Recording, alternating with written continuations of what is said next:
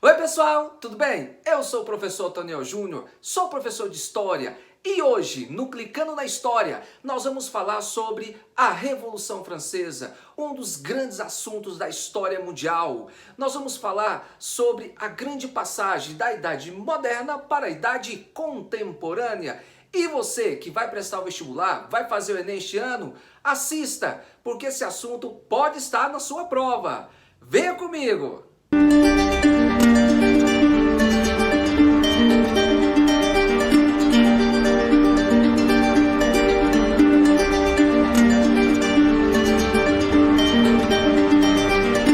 Beleza, pessoal? Então vamos lá. Vamos falar sobre a Revolução Francesa. Primeiro ponto, eu vou falar com vocês de forma bem didática. Então me acompanhem que eu vou falar de uma forma bem objetiva para que vocês entendam de uma forma muito simples. Então vamos lá. Primeira coisa que nós temos que entender. A Revolução Francesa, ela foi de quanto a quanto? Foi um período de 10 anos. A Revolução Francesa, ela começou no dia 14 de julho de 1789 e foi até 1799. Foram 10 anos de revolução. Ponto. A Revolução Francesa ela é o grande marco da passagem da Idade Moderna para a Idade Contemporânea, certo? Contemporânea. Então, o grande marco dessa mudança é a Revolução Francesa. Outra coisa muito importante, vamos analisar os fatores da Revolução Francesa, né? Nós vimos quando aconteceu, agora os fatores. Mas antes de falar sobre os fatores, meus amigos, eu quero que vocês entendam o seguinte, que em nenhum país, um país acontece uma revolução, acontece uma guerra, do nada. Se aconteceu uma revolução, se aconteceu uma guerra, porque teve seus antecedentes. Algo estava acontecendo para levar a eclodir uma guerra ou uma revolução. Então, para que a gente possa entender todo o processo revolucionário, é muito importante que nós analisarmos todos os antecedentes, ok? Beleza. Então, vamos falar os fatores da Revolução Francesa. Quais foram os fatores que levaram à Revolução Francesa? Já disse a vocês quando foi. Agora os fatores. Primeiro fator, desigualdade social. A desigualdade social foi um fator muito importante, né? Anote aí, um fator muito importante. Por quê? Por que houve essa desigualdade social? Gente, a sociedade francesa, ela era dividida em camadas sociais, em ordens ou estados, tá? Era uma sociedade estamental. O que é uma sociedade estamental? É uma sociedade que não há mobilidade social. É uma sociedade estamental. Não há. Quem nasceu do terceiro estado, camponês, nunca será um nobre, né? Nunca fará parte do clero. Quem nasceu no terceiro nunca vai fazer parte do segundo nem do primeiro estado. Então, é quando nós dizemos que é uma sociedade há pouca mobilidade social. Então, o que estava acontecendo? Por que houve essa desigualdade? A desigualdade era o seguinte, porque como a sociedade estava dividida em três partes, primeiro, segundo e terceiro estado, o primeiro estado era representado pelo clero, membros da igreja, né? Tinha um alto e baixo clero, bispos, arcebispos, padres. Abaixo vinham os nobres, a nobreza, que é o segundo estado. Então, o primeiro estado, o clero. O segundo estado, os nobres. Quem fazia parte da nobreza? Né? Era a nobreza cortesã, a nobreza provincial e a nobreza de toga. Então era parte dos nobres. Quem era a nobreza cortesã? Cortesã eram aqueles nobres que viviam dentro do palácio, junto com o rei. Né? Tinha a nobreza provincial, aqueles nobres que viviam em volta do castelo. E tinha a nobreza de toga, que eram aqueles burgueses que compravam o título de nobres. Ok? Então a sociedade era dividida em camadas. Primeiro estado, segundo estado, terceiro estado. Mas por que houve a desigualdade? Porque na França, naquele momento, no século XVIII, quem pagava os impostos era era somente o terceiro estado. O primeiro e o segundo estado não pagavam impostos. o primeiro e o segundo estado eram isentos. O que quer dizer isso? Eles não pagavam impostos. Apenas o terceiro, né? A população francesa era de 25 milhões de habitantes. A grande parte da população francesa estava inserida no terceiro estado. O terceiro estado tinha 24 milhões, 500 e poucos mil habitantes, enquanto o primeiro e segundo estado tinha 500 e pouco, né? Não chegava a 500 mil. Então o que acontece? O primeiro e o segundo estado não pagavam impostos, somente o terceiro estado. Então, aí que é a desigualdade social. Ora, por que o primeiro e o segundo não precisam pagar e somente o terceiro estado precisa pagar? Então, esse motivo foi o primeiro motivo da Revolução Francesa. O terceiro estado, que era a grande maioria da população, estava descontente com isso. Não concordava, estava descontente, não aceitava. Então, com um primeiro momento de descontentamento por parte da população, grande parte da população. Então, o primeiro fator da Revolução Francesa. Segundo fator da Revolução Francesa, os ideais iluministas. Naquele momento, estava se propagando na França os ideais iluministas de Voltaire, Montesquieu, D'Alembert, o Jean-Jacques Rousseau, John Locke. Então, esses filósofos iluministas, os grandes iluministas, eles propagavam as suas ideias, né? Por exemplo, o Barão de Montesquieu, né, com a sua obra Espírito das Leis, ele cria lá os três poderes, o executivo, o legislativo e o judiciário. Segundo ele, o poder não pode estar centralizado na mão de uma única pessoa, o poder tem que estar na mão de várias pessoas, não pode estar em uma mão só, tá? Então ele cria esses três poderes, executivo, legislativo e judiciário. Então, essas ideias iluministas, elas se propagaram por toda a Europa. E ela foi tão importante, não só para a Europa, mas foi importante também para aqui, para a América, para o continente americano. Ela influenciou a independência dos Estados Unidos, ela influenciou os primeiros movimentos de pró-independência do Brasil. Por exemplo, os primeiros movimentos, que foi a Inconfidência Mineira e a Conjuração Baiana, eles foram influenciados pelos ideais iluministas. Ora, mas como que essas ideias chegaram até o Brasil? Bom, essas ideias chegaram através dos estudantes que estudavam em Portugal, estudavam na França. Eles estudavam lá, vinham para o Brasil e propagavam as ideias, os ideais iluministas. Então, assim, dessa forma que chegaram esses pensamentos do iluminismo, certo? Então, o que acontece? Então, segundo fator da Revolução Francesa, o primeiro foi a desigualdade social. Segundo fator, os ideais iluministas. Terceiro fator, fatores climáticos. Em 1787, 1788, houve uma seca terrível na França, o que prejudicou muito as lavouras. Prejudicando a lavoura, provocou o quê? Uma escassez de alimentos, uma falta de alimentos. E como você tinha uma população muito grande, uma população crescendo na França, havia muita gente para pouco alimentos, o que acarreta aumento dos preços. A inflação dispara, ou seja, poucas pessoas podiam se alimentar bem, consumir alimentos, né? Ou seja, uma grande parte da população francesa estava passando fome, passando necessidade. Outro fator aí muito importante para a Revolução Francesa. Então você tem aí a desigualdade social. Você tem, além da desigualdade social, você tem os ideais iluministas, os fatores climáticos, né? Foram fatores muito importantes, né? A falta de alimentos, a fome também foram fatores da Revolução Francesa, a independência dos Estados Unidos, a França, que era inimiga da Inglaterra, havia um tempo atrás disputado a Guerra dos 7 Anos, havia perdido para a Inglaterra. Agora, na independência dos Estados Unidos, a França acabou ajudando, né, financeiramente os americanos a se tornar livres dos ingleses. Então gastou-se muito dinheiro com a independência dos Estados Unidos, né? Ao invés de pegar esse dinheiro e investir na população, na situação da população, gastou-se muito dinheiro com a guerra, com a independência. E isso também foi um fator da Revolução Francesa, beleza? Então temos aí desigualdade social, os fatores climáticos, a independência dos Estados Unidos, os ideais iluministas, né?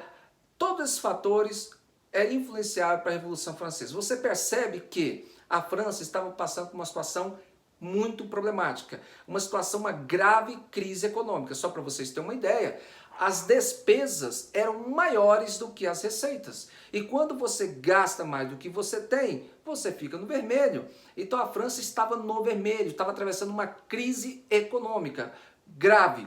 Então todos esses ingredientes foram fundamentais para que as pessoas se revoltassem contra quem? Contra o governo francês. E quem estava no governo francês? Era uma monarquia absolutista. E o que é uma monarquia absolutista? É quando o rei tem um poder centralizado em suas mãos e aonde ele tem um poder total, um poder ilimitado. É uma monarquia absolutista. E quem estava no poder na França neste momento era o rei Luís XVI, tá? Luís XVI, ele era o governante da França. Ele comandava a França, ele era o rei absoluto da França, ok? Bom, diante de todos esses ingredientes e diante dos altos... você pode citar também como fator relevante da Revolução Francesa os altos impostos, né? O autoritarismo do rei Luís XVI, tudo isso contribuiu, né, para que eclodisse a Revolução Francesa. Então agora nós já sabemos quando foi e os fatores da Revolução Francesa. Agora é interessante você entender o seguinte, diante desses fatores você já sabe que a França estava vivendo um caos, estava uma panela de pressão, muito próximo a explodir, né? Estava virando uma panela de pressão, a pressão estava muito grande. E o Luís XVI, preocupado com aquela situação, muito pressionado, ele resolve convocar a Assembleia dos Estados Gerais, né? Uma assembleia que já tinha 175 anos que não era convocada. E ele convoca a Assembleia dos Estados Gerais para resolver o problema financeiro, para achar uma solução para resolver o problema da crise econômica, o problema financeiro da França. Aí eles chamam o representante do primeiro, do segundo e do terceiro estado. Convocam, formam a Assembleia e vamos lá decidir, vamos lá tomar as atitudes para resolver o problema financeiro da França. E ao formar a Assembleia dos Estados Gerais, o que acontece? Foi dito o seguinte, olha, a França passa por uma crise econômica, nós temos que aumentar os impostos, né? A França é necessário aumentar os impostos para ter maior arrecadação, para poder pagar as despesas, né? E como vai ser isso? O primeiro e o segundo estado, que eram isento de impostos, que eu já expliquei nesse vídeo, eram isentos de impostos. O que eles fizeram? Eles falaram assim, olha, eu tenho uma solução, vamos aumentar os impostos para o terceiro estado. O terceiro estado pagar, né? Vamos aumentar os impostos, é isso que tem que ser feito. Aí o representante do terceiro estado disse o seguinte, não, de jeito nenhum, nós não temos nem o que comer, estamos com dificuldade, a população está com dificuldade em se alimentar, quanto mais pagar mais impostos, nós não conseguimos mais, nós não temos mais condições de pagar impostos. Agora, o que tem que ser feito é o primeiro e o segundo estado também pagar os impostos, porque só nós pagamos. Se o primeiro e o segundo pagar os impostos, vai aumentar a arrecadação. Isso vai ajudar muito a saúde financeira da França. Aí o primeiro e o segundo estado, de jeito nenhum, nós não queremos pagar os impostos. E o terceiro estado, nós também não queremos mais aumentar os impostos, não dá. E ficou esse impasse, né? Um quer uma coisa, outro quer outra. Aí o rei Luís XVI falou assim, vamos fazer por votação, vamos fazer uma coisa democrática, né? Vamos fazer uma coisa democrática. E o que foi feito? Vamos fazer por votação. E naquele momento, naquela época, era muito comum as votações serem feitas por ordem, por camada social. Lembre-se, eram 3 camadas, né? O primeiro e o segundo não pagavam impostos. O primeiro e o segundo tinham muito privilégio, enquanto o terceiro não tinha privilégio algum. Só tinha deveres e deveres e mais deveres, né? Aí foi dito assim, ó, vamos fazer por votação, por camada social. Ou seja, se faz dessa forma que sempre foi feito assim, o que aconteceria? Seria sempre 2 contra 1. 2 votos, um voto do primeiro estado, outro voto do segundo estado e um voto do terceiro. Então sempre seria 2 votos contra 1. Ou seja, se fosse nesse sistema, o terceiro estado sempre iria perder. Ou seja, ele teria que aumentar os impostos para eles e teria que pagar mais impostos. O terceiro estado não aceita. Não, de forma alguma, vamos fazer por cabeça. Ora, por cabeça, por maior número de pessoas, o terceiro estado tinha muito mais do que o primeiro e o segundo estado. Aí o primeiro e o segundo estado, de jeito nenhum, por cabeça não, porque nós vamos perder. Então ficou esse impasse, né? Foi uma reunião, uma discussão de cá, discussão de lá, não chegaram a um denominador comum. Diante disso, o terceiro estado, que era representado pelo povo, pela alta burguesia, pela burguesia, pelo sans-culotte. Opa, o que era sans-culotte? Sans-culotte eram trabalhadores da cidade que não tinham culotte. Culotte era uma calça, né? Aquelas calças coladas. E os sans-culotte eram pessoas de baixa renda social que não usavam essas calças. Então fala sans-culotte, eram trabalhadores urbanos.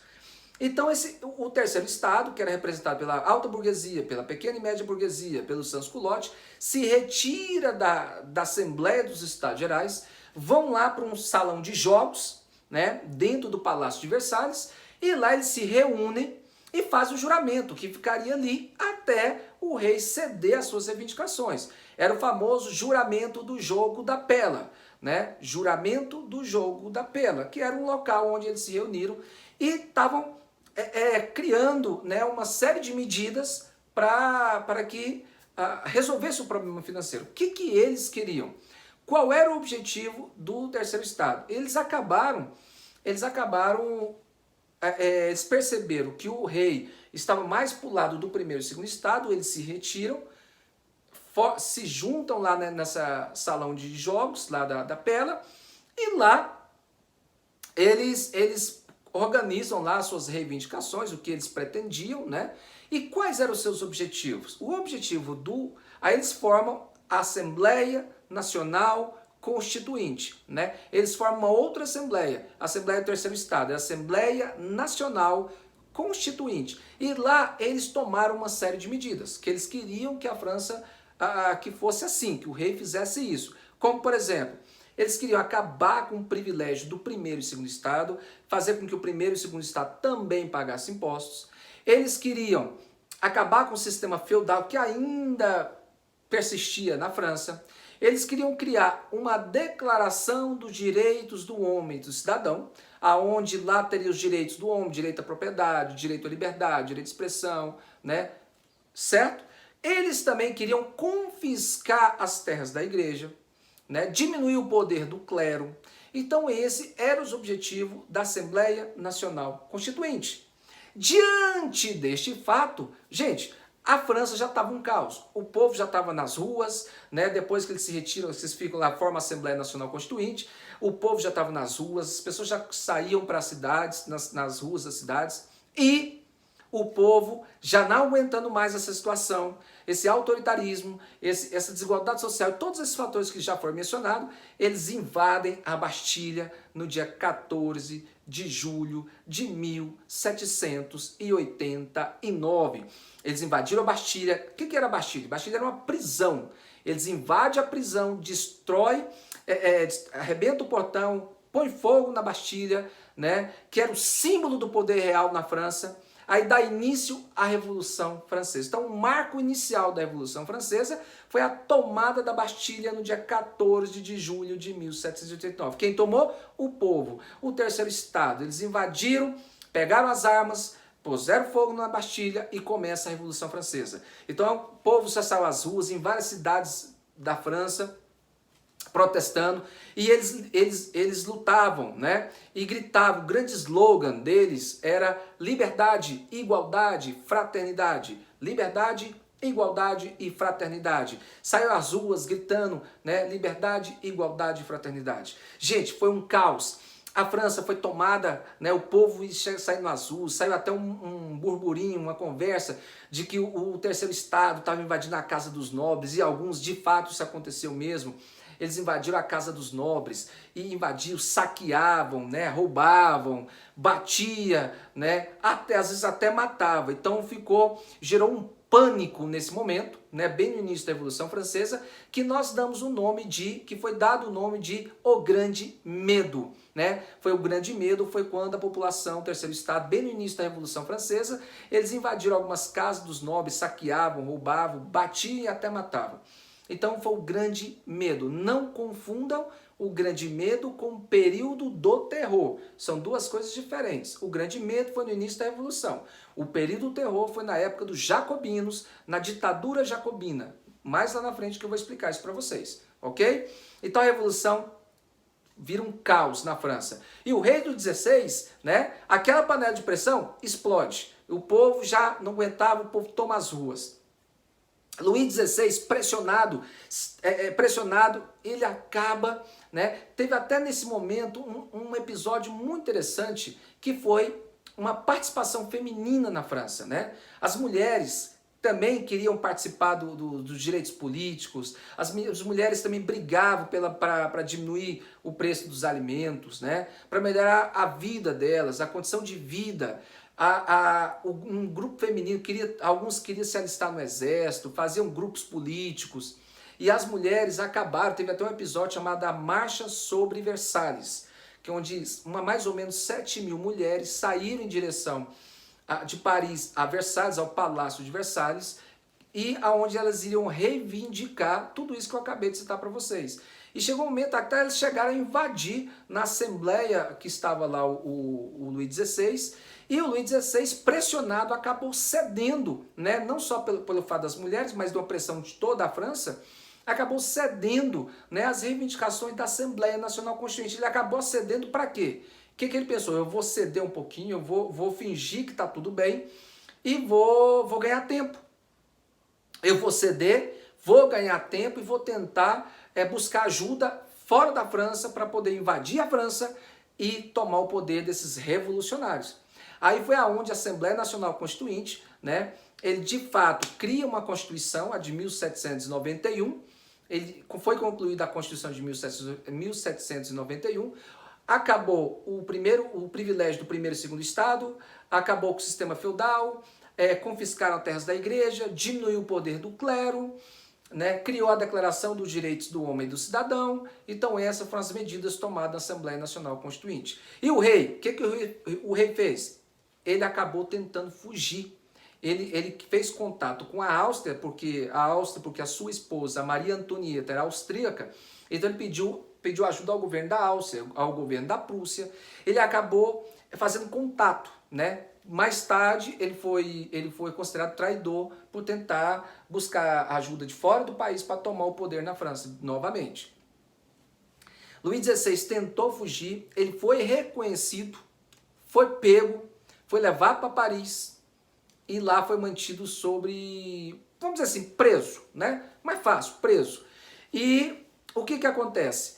Nesse meio tempo, o exército da Áustria e da Prússia, eles se organizam e invade a França para tentar tomar o poder dos revolucionários para voltar o poder nas mãos do Luís XVI. Só que neste momento, um cidadão chamado Maximiliano Robespierre, que ele era um dos líderes de um grupo político chamado Jacobinos, eles chamam as pessoas, convocam as pessoas para pegarem armas e lutar contra os estrangeiros, né?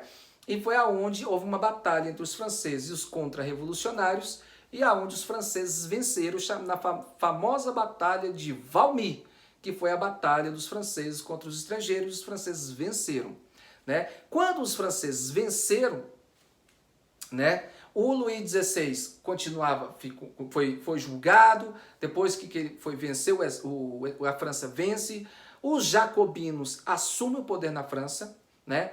Só para entender, havia 3 grupos políticos na França: jacobinos, gerondinos e planície. Jacobinos era o grupo radical, era comandado por Maximiliano Robespierre, Danton, Marat, principalmente o Robespierre. Então os jacobinos era aquele grupo da esquerda, aquele grupo radical, certo? Já os gerondinos é o grupo moderado, aqueles que queriam tomar o poder através da diplomacia, da conversa, né? Enquanto os jacobinos queriam tomar o poder através da revolução, da guerra. Inclusive, só abrir um parênteses aqui, na França, naquele momento, quando eles se reuniam em assembleias, né, eles falavam assim: olha, quem for sentar à direita, quem for a favor do projeto tal, sente-se à direita. Quem for contra, sente-se à esquerda, né? E a planície é aquele que não era contra nem a favor, ficava ali em cima do muro. Então, daí que surgiu o termo partido da direita, partido da esquerda. Daí que surgiu esse termo, né? Foi na França, né? Quem é a favor, fica à direita. Quem é contra, fica à esquerda. Então, o que que acontece? O Luís XVI, ele foi mantido, os jacobinos assumem o governo. Então, tinha os jacobinos, gerondinos e a planície, que é aquele grupo que ficava no meio, em cima do muro. Aonde tivesse bom, eles apoiavam. Tivesse bom, eles apoiavam. Ou estava bom para os gerondinos, apoiavam os gerondinos. Tivesse bom para os jacobinos, apoiavam os jacobinos. Tá? Então, veja bem, o exército estrangeiro é vencido, Luís XVI foi julgado, os jacobinos assumem o governo na França e a Assembleia Nacional Constituinte agora foi substituída pela Convenção Nacional. Agora passa a ser uma Convenção Nacional e o Robespierre, os jacobinos, assumem o poder na França, substitui pela Convenção Nacional e proclama República na França. Agora a França passa a ser, né, antes, na verdade, quando houve a Assembleia Nacional Constituinte, passou a ser uma monarquia constitucional. O que é uma monarquia constitucional? É quando existe a figura do rei, porém ele não tem um poder absoluto, né? Ele tem a figura do rei, mas para qualquer decisão que ele fosse tomar, ele tinha que ter um aval dos outros poderes, do executivo, do legislativo, do judiciário. Então era a Assembleia Nacional Constituinte, quando a Assembleia Nacional Constituinte tomou as medidas, a França passou a ser uma monarquia constitucional. Agora que os jacobinos tomam o poder, depois que o exército francês vence os estrangeiros, ele proclama uma república na França. Agora a França passa a ser uma república. Ele cria a Convenção Nacional, que era um órgão de administração, né, que ia administrar a França. Aí ele cria também o Comitê de Salvação Pública, que era um órgão que administrava, que ajudava na administração, era um órgão para administrar. E cria também o Tribunal Revolucionário, que era um tribunal, que era aquele tribunal que julgava, perseguia todos aqueles que eram contra o seu governo. E ele impõe também no seu governo uma ditadura, a ditadura jacobina. Só para vocês terem uma ideia, muita gente, todos aqueles que fossem contra o governo, todas aquelas pessoas que era contrário às medidas do governo, eles eram guilhotinados. Naquele momento, no século XVIII, a forma de execução que eles tinham era a guilhotina, né? Aquelas lâminas que soltavam uma corda e vinha e cortava a cabeça ia rolando. Enquanto na Idade Média era a Inquisição, era ser queimado na fogueira, né? No século XVIII passou a ser a guilhotina. Então, só para vocês terem uma ideia, na ditadura jacobina, entre 40 e 50 mil pessoas foram guilhotinadas, né? Então, muita gente, o Robespierre foi muito sanguinário. Então, qualquer pessoa que fosse contra, agisse contra, era punido com a guilhotina. Inclusive, até o Danton, o seu próprio companheiro, foi guilhotinado a mando dele. Então, diante dessa ditadura, desse autoritarismo, foi nesse momento que se chama o período do terror, que foi muitas pessoas foram guilhotinadas, pessoas que eram perseguidas, né? Muitas pessoas foram perseguidas e foram guilhotinadas, né? Então é chamado período do terror, tá?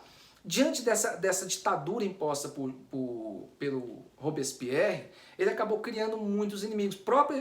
Muitas pessoas do próprio partido jacobino acabou indo contra ele, alguns apoiaram os gerondinos. O grupo da planície acabou se juntando aos gerondinos, né, para tomar o poder dos jacobinos, para acabar com essa ditadura, né, essa República Francesa.